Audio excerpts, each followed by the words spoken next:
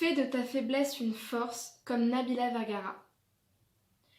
Bonjour à toutes les filles, j'espère que vous allez bien. Aujourd'hui, je vous fais la deuxième session de la rubrique Inspire-toi d'elle. Dans ma première vidéo, je vous expliquais que mon plus grand rêve, ça aurait été de réunir toutes les femmes que je trouvais les plus inspirantes dans tous les domaines différents et de les réunir pour que chacune d'entre nous puisse prendre le meilleur conseil, la meilleure ressource, la meilleure valeur. Bref, la meilleure chose dans laquelle l'autre est la mieux spécialisée, si je puis dire, pour qu'on puisse toutes finalement incarner toutes ces ressources et être des femmes de valeur, des femmes d'exception. Et dans cette deuxième vidéo de cette rubrique-là, j'ai décidé finalement de te donner ce qui était le plus inspirant dans le parcours de Nabila Vergara, tout simplement parce que oui, je sais que ça va faire parler, je sais que ça va faire buzzer un petit peu de finalement parler d'une personnalité médiatique dont l'opinion publique n'est pas encore fixe, mais justement j'avais un petit peu envie d'avoir un petit peu cette audace de piquer un petit peu là où ça fait mal et de remettre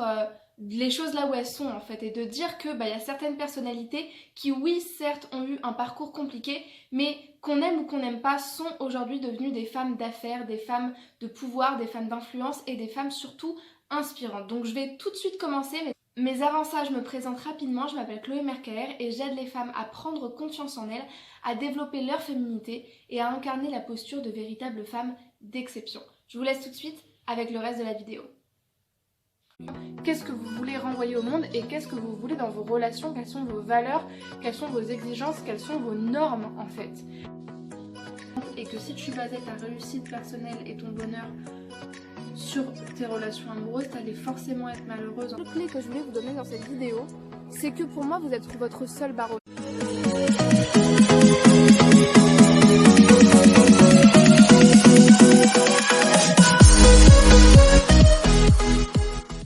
Nabila Vergara est une personnalité médiatique et femme d'affaires puisqu'elle est la fondatrice d'une marque de cosmétiques portant son nom. Elle a un parcours peu ordinaire puisque elle a fait du mannequinat quand elle était plus jeune, elle a apparu dans des émissions de télé-réalité dès 2011. Ensuite, elle a fait le buzz avec sa fameuse phrase « Allô non mais allô quoi ?» dans l'émission Les Anges de la télé-réalité en 2013. Après ça, elle a fait partie aussi de l'équipe des chroniqueurs de l'émission TPMP, Touche pas à mon poste. Elle a fait aussi de la prison. Elle est également apparue dans la série Orange is the New Black, justement grâce à cette fameuse phrase-là, et ça je vais en parler plus tard. Mais en tout cas, elle l'explique elle-même dans plusieurs de ses interviews, et je vous invite à aller voir une interview qui a été faite par Click TV, qui a été diffusée sur Canal+, et aussi sur Instagram dans les vidéos IGTV, dans laquelle elle explique en fait son parcours et qu'elle dit elle-même qu'elle n'a pas de diplôme et qu'en fait quand elle a commencé la télé-réalité, elle n'avait pas de culture, elle n'avait rien, elle ne connaissait pas grand-chose, et c'est ce qui lui a permis quelque part de gagner en notoriété. Ça, je vais en reparler juste après. Mais donc voilà, Nabila en fait à la base c'est une femme qui n'a pas de diplôme, qui n'a pas véritablement effectué de cursus universitaire et de véritable scolarité, mais qui pourtant montre par son parcours que finalement on peut partir avec pas grand chose et on peut quand même réussir sa vie derrière, même si c'est très compliqué le parcours qu'elle a eu, et même si le but c'est pas de vous conseiller de passer exactement par le même parcours et de passer par des problèmes avec la justice ou forcément faire des émissions de télé-réalité. C'est pas du tout le but, c'est vraiment regarder son parcours et se dire comment cette femme a fait pour en arriver là et qu'est-ce qu'elle a pu se dire et quel finalement pourrait être son message pour les autres femmes, qu'est-ce qui est inspirant dans son parcours. Pour moi, le meilleur conseil, la meilleure phrase qui résume ce qu'elle montre en fait et ce qu'elle renvoie, c'est l'image d'une femme qui a fait de sa faiblesse une force. Encore une fois, elle le dit dans cette émission sur Click TV diffusée sur Canal+,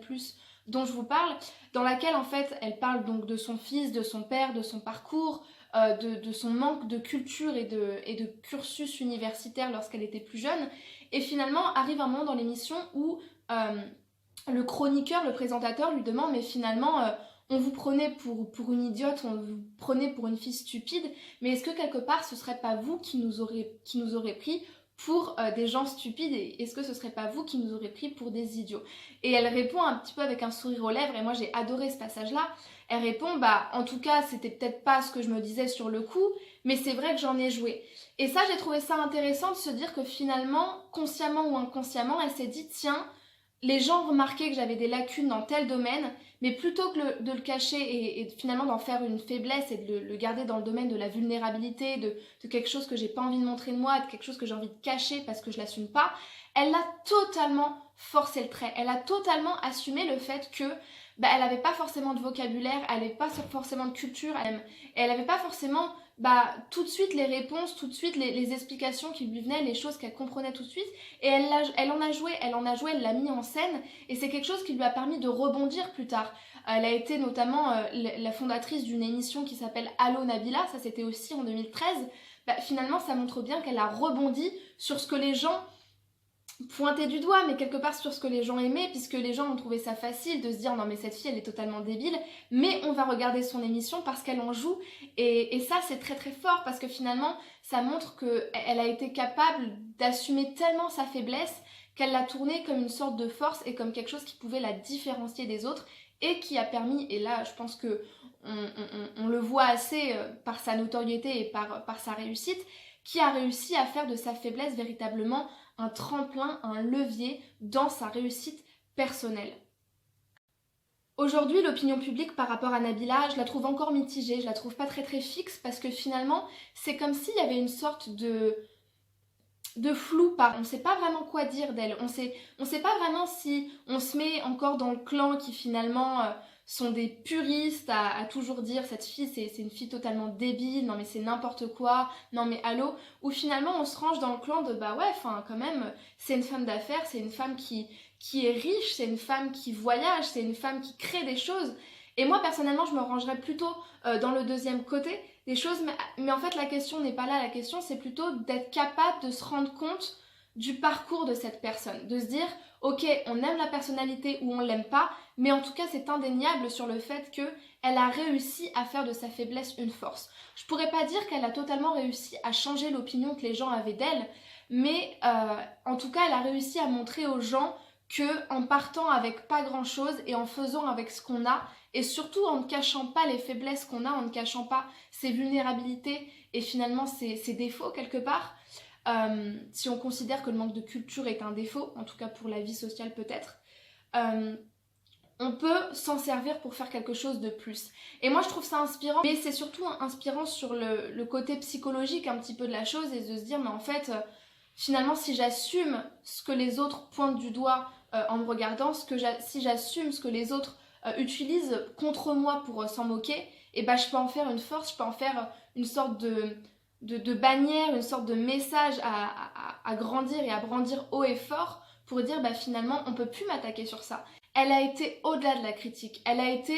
au-delà de l'avis des gens sur elle. Et quand on parle de réalisation de projet, de rêve, de détermination, finalement la vie des gens c'est pas ce qui doit nous coller à la peau, c'est pas ça qui doit faire en sorte que toi tu penses ça de moi, toi tu as cette vision là de mon avenir, toi tu penses que toute ma vie je vais rester quelqu'un comme ça, donc je vais répondre à ça.